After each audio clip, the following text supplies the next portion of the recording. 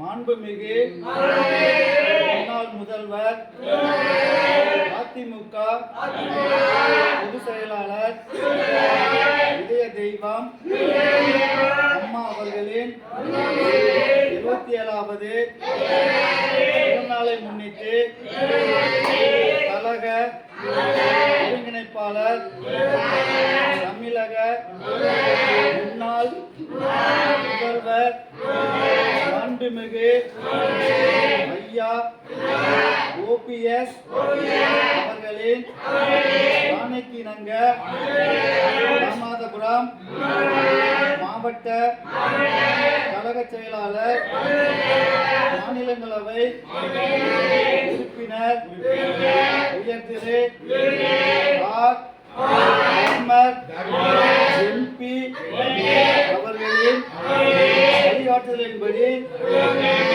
மண்டபம் கிழக்கு ஒன்றிய செயலாளர் டாக்டர் சீனிமாரி PA அவர்களின் ஏற்பாட்டில் அன்னதானம் வழங்கப்பட்டது.